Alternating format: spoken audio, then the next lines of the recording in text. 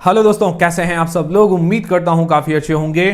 तो दोस्तों, कल अमांता हेल्थ केयर का जो आईपीओ में अप्लाई करने के लिए कल की तारीख में आखिरी दिन है, 3 सितंबर को। तो इस पर हमारा फाइनल अपडेट क्या है वो हम जानेंगे इस वीडियो के अंदर, लॉन्ग टर्म या लिस्टिंग इस दोनों के हिसाब से। उसके अलावा 10 सितंबर को 2 नए अपकमिंग आईपीओस की भी अनाउंसमेंट हो चुकी है, उनके बारे में भी जानकारी लेंगे। और अब सितंबर महीने के अंदर या अक्टूबर महीने के अंदर और कौन कौन से नए नए आईपीओस आएंगे उनके बारे में भी जानकारी लेंगे।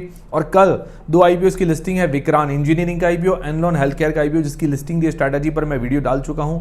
और इस वीडियो के अंदर अभी हम लेटेस्ट अपडेट वगैरह सारी चीजें जानेंगे। तो वीडियो शुरू करने से पहले दोस्तों, Telegram, Instagram, WhatsApp channel, free में डीमेट अकाउंट, सबकी लिंक डिस्क्रिप्शन के अंदर मिल जाएगी, ज्वाइन करके रख लीजिए। तो सबसे पहले दोस्तों, अमांता हेल्थ केयर का आईपीओस पर हमारा फाइनल अपडेट क्या है। तो सबसे पहले जो लोग लिस्टिंग गेंस के हिसाब से अप्लाई करना चाहते हैं, जनरली हम 4 पैरामीटर्स, नॉलेज या जेएस पैरामीटर्स सिर्फ रिस्क मापने के लिए देखते हैं। भाई इसके अंदर रिस्क कितना है, कम है या ज़्यादा है, बाकी कुछ नहीं। बाकी तो डिसीजन आपको अपनी रिस्क, अपना एनालिसिस लगा के बनाना है। तो सबसे पहले हमारा जो पैरामीटर है जीएमपी देखिए इसकी 20% के आसपास पहले चल रही थी। अभी मार्केट आज डाउन हुआ है और कल भी संकेत आ रहा है मार्केट थोड़ा डाउन रह सकता है, गिफ्ट निफ्टी के अनुसार मैं आपको बता रहा हूँ। तो अभी अगर देखा जाए तो जीएमपी इसकी 10% हो गई है, 20 से 10%।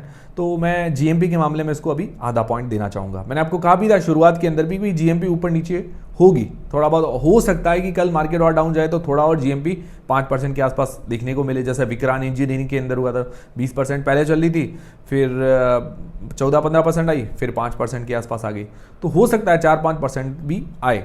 तो ये चीज़ आप दिमाग में रख के चलिएगा, क्योंकि मार्केट अभी थोड़ा डाउन हो रहा है, इस कारण थोड़ा बहुत इंपैक्ट भी देखने को मिल रहा है। इन चीज़ों को ध्यान में रखना जरूरी है।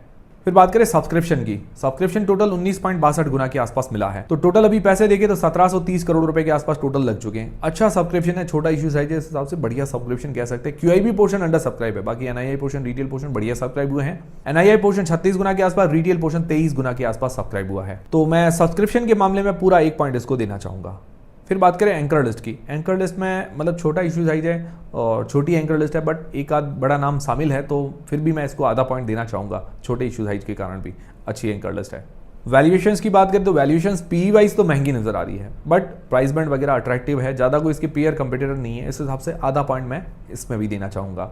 तो अभी 4 में से लगभग 2.5 पॉइंट बन जाते हैं, 2.5 पॉइंट, 2.5 पॉइंट्स। तो ये क्या है कि रिस्क से थोड़ा बाहर हो जाता है, ये चीज़ ठीक है। ये आईपीओ वाइज हम देख रहे हैं। अब मार्केट की कंडीशन भी आप देखिए, अभी मार्केट डाउन गया आज तो थोड़ा जीएमपी पर इंपैक्ट देखने को मिला। कल भी मार्केट हो सकता है थोड़ा डाउन देखने को मिले, या आने वाले दिनों में हमें थोड़ा बहुत डाउन देखने को मिले, तो इसका इंपैक्ट पड़ सकता है।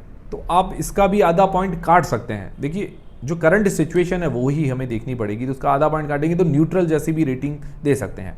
तो इसके लिए कल क्यूआईबीस का सब्सक्रिप्शन देखना भी जरूरी है, कल क्यूआईबीस कैसा इंटरेस्ट जताते हैं। बाकी ओवरऑल मुझे थोड़ा लिस्टिंग गेंस के हिसाब से अट्रैक्शन तो नजर आ रहा है, ठीक है। अभी जीएमपी में थोड़ा लेटेस्ट जीएमपी में गिरावट देखने को मिली, इससे थोड़ा क्या है कि सबका कॉन्फिडेंस मुझे पता है लूज हो गया होगा। तो कल क्यूआईबीस का आप सब्सक्रिप्शन देखिए, कल मैं टेलीग्राम, व्हाट्सएप चैनल पर भी अपडेट कर दूंगा इसको। और मेरा विचार रहेगा अगर अप्लाई करने का तो मैं रिटेल कैटेगरी के अंदर ही सोचूंगा। अभी एचएनआई कैटेगरी के अंदर मैं ज़्यादा रिस्क लेने का सोच नहीं रहा हूँ। अगर मान लो ज़्यादा रिस्क भी रहा भाई, मैं अगर 5-6 लॉट रिटेल कैटेगरी के अंदर अप्लाई करता हूँ तो 1-2 लॉट ही करूँगा, मतलब ये मेरा सिचुएशन रहेगा, रिस्क मैनेजमेंट रहेगा। भाई आप भी ऐसा कर सकते हैं कि भाई 2 लॉट कर रहे हैं, फिर आपका मन हो कि भाई यार थोड़ा मन तो हो रहा है यार, रिस्क भी है, थोड़ा लग रहा है कि भाई ये थोड़ा बहुत लिस्टिंग दे देगा, तो 2 कर रहे हो तो 1 कर दो। इस तरह की भी स्ट्रेटजी आप अपना सकते हैं। फिर बात करें लॉन्ग टर्म के हिसाब से तो इसके पॉजिटिव्स और नेगेटिव्स देख लेते हैं। पॉजिटिव में ये कि इसका सेक्टर एक अच्छा है, मतलब मेडिसिन तो बनाती है, पर स्टरलाइट लिक्विड, मतलब लिक्विड मेडिसिन होती है वो ये मैन्युफैक्चर करती है। तो इस हिसाब से सेक्टर देखा जाए तो थोड़ा इसको यूनिक बनाता है, ज़्यादा अभी कोई कंपटीशन नहीं है, तो ये इसके लिए बेनिफिट हो जाता है। बाकी ये एक्सपोर्ट भी करती है विदेशों के अंदर, उसके अंदर यूएस के अंदर ज़्यादा कोई एक्सपोर्ट नहीं है, इसके लिए टेंशन फ्री बात है, क्योंकि यूएस के अंदर अभी टैरिफ लगे हैं, ज़्यादा अफ्रीका के अंदर ये एक्सपोर्ट करती है। फ्रेश इशू है पूरा, मैन्युफैक्चरिंग के अंदर लगाएगी, डेट वगैरह पे नहीं कर रही है, तो ये इसके कुछ पॉजिटिव्स हो जाते हैं। नेगेटिव्स क्या है, देखिए नेगेटिव्स अगर देखा जाए तो रेवेन्यू प्रॉफिट के अंदर उतार चढ़ाव है, और देखा जाए तो मार्जिन्स भी इसके काफ़ी कम है, और रेवेन्यू के अंदर मतलब कोई खास ग्रोथ देखने को नहीं मिली है पिछले 2-3 सालों में, कोई खास ग्रोथ है ही नहीं। तो भाई स्टॉक मार्केट में टिकना है, स्टॉक मार्केट में अगर नज़र में आना है, कुछ मतलब बड़े बड़े इन्वेस्टर्स को अट्रैक्ट करना है, तो रेवेन्यू प्रॉफिट के अंदर लगातार ग्रोथ लानी पड़ेगी, वो इसके अंदर है नहीं। तो आने वाले मतलब इसको साबित करने में भी अभी 1-2 साल लग जाएंगे ग्रोथ लाने के लिए। दूसरी बात है इसके ऊपर डेट, उधारी ज़्यादा है, डेट टू इक्विटी रेशियो 2 का निकल कर आता है। भाई बहुत ज़्यादा है ये डेट टू इक्विटी रेशियो। अगर सही तरह से देखा जाए भाई, थोड़ा बैलेंस अगर कहें तो आधे से भी कम हो डेट टू इक्विटी रेशियो तो ठीक है। एक बहुत ज़्यादा, दो तो अति ज़्यादा हो गया, तो ये बड़ा रिस्क हो जाता है। बाकी वैल्यूएशंस भी P wise, price to book wise मैंने आपको बताया ओके ओके है। प्राइस बैंड अट्रैक्टिव भले ही है, बट वैल्यूएशंस जो है वो तो देखना ही पड़ेगा। तो ओवरऑल लॉन्ग टर्म में काफ़ी ज़्यादा रिस्क है, बहुत ज़्यादा रिस्क नज़र आ रहा है। पर्सनली मैं भी सोचूंगा तो लिस्टिंग गेंस के हिसाब से ही, वो भी अभी रिस्क ही नज़र आ रहा है उसके अंदर भी, ठीक है, मार्केट कंडीशन को देखते हुए। बट लॉन्ग टर्म के हिसाब से तो बहुत ज़्यादा रिस्क है। तो अभी इस कंपनी को फोकस करना पड़ेगा, डेट पे, रेवेन्यू पर ग्रोथ लानी पड़ेगी। तो इसके लिए इसको साल लगेगा भाई, आने वाले टाइम में अगले साल अच्छा रिजल्ट देती है तो अच्छी बात है, और अगले साल भी सेम रिजल्ट दिया तो इसके लिए बहुत रिस्क होगा। और सिर्फ 489 करोड़ रुपए का मार्केट कैप है, बहुत छोटी कंपनी है। बहुत छोटी कंपनी में क्या होता है, रिस्क भी बहुत ज़्यादा होता है। ग्रोथ पॉइंट ऑफ व्यू से भी अच्छी होती है, अगर उसके फाइनेंशियल फंडामेंटल्स अच्छे हो, उसके अंदर पॉजिटिव बातें ज़्यादा हो तो ग्रोथ ला सकती है। बट इसके अंदर रिस्क ज़्यादा है तो रिस्क ही रहेगा इसके अंदर। बाकी आप लोग क्या करेंगे, अप्लाई करेंगे नहीं करेंगे, वो मुझे कमेंट करके बता दीजिएगा। और ये वीडियो देखने के बाद आपके डाउट्स क्लियर हुए हैं तो भी मुझे कमेंट करके जरूर बताइए आप लोग क्या करने वाले हैं, ठीक है। और बाकी जो भी आप डिसीजन बनाएं, अपनी रिस्क अपना एनालिसिस लगा के ही बनाएं। फिर दोस्तों बात करें अपकमिंग आईपीओस की। भाई 10 सितंबर को 2 नए अपकमिंग आईपीओस की अनाउंसमेंट हो गई है। पहली तो कंपनी आप बात करें अर्बन कंपनी, जिसका आप ऐड वगैरह भी देखते होंगे, जो एसी रिपेयर वगैरह करते हैं घर पे आके, या कुछ ब्यूटी सर्विस वगैरह भी देते हैं, ठीक है। ज़्यादा डिटेल्स मैं रिव्यू वाले वीडियो के अंदर दे पाऊंगा आपको।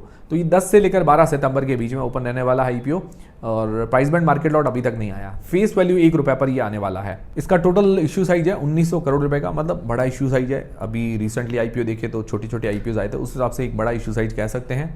बाकी रिव्यू वाले वीडियो के अंदर जब प्राइस बैंड मार्केट लॉट आएगा सारी चीज़ें क्लियर हो जाएगी। फिर 10 से 12 सितंबर के बीच में एक और नया अपकमिंग आईपीओ, श्रृंगार हाउस ऑफ मंगलसूत्र। मतलब ये मंगलसूत्र वगैरह मैन्युफैक्चर करती हैं। मैंने देखिए सही बता रहा हूँ, पहली बार नाम सुना है, और पर्टिकुलरली मंगलसूत्र ही मैन्युफैक्चर करती है। ये मुझे थोड़ा मतलब यूनिक टाइप का लगा कुछ। अब देखते हैं कंपनी एक्चुअल में क्या क्या करती है या सप्लाई वगैरह करती है, वो सारी चीज़ें पता चल जाएगी रिव्यू वाले वीडियो के अंदर, ठीक है। ये भी आईपीओ आने वाला है, ये फेस वैल्यू ₹10 पर आएगा। इसका भी प्राइस बैंड मार्केट लॉट आना बाकी है, आते ही हम डिस्कस कर लेंगे। तो ये 2 आईपीओ है जो अभी जिनकी डेट्स वगैरह फिक्स हो गई है। बाकी टेंटेटिव मतलब जो आईपीओ है जिनकी डेट्स वगैरह आनी है अभी, वो मैंने आपको कल भी बताया था। ओम फ्रेट का आईपीओ भी आने वाला है, ओम फ्रेट फॉरवर्डिंग। फिर जैन रिसोर्सेज रिसाइकलिंग का आईपीओ भी आने वाला है सितंबर महीने के अंदर, हो सकता है ये डेट हमें आते हुए देखने को मिले।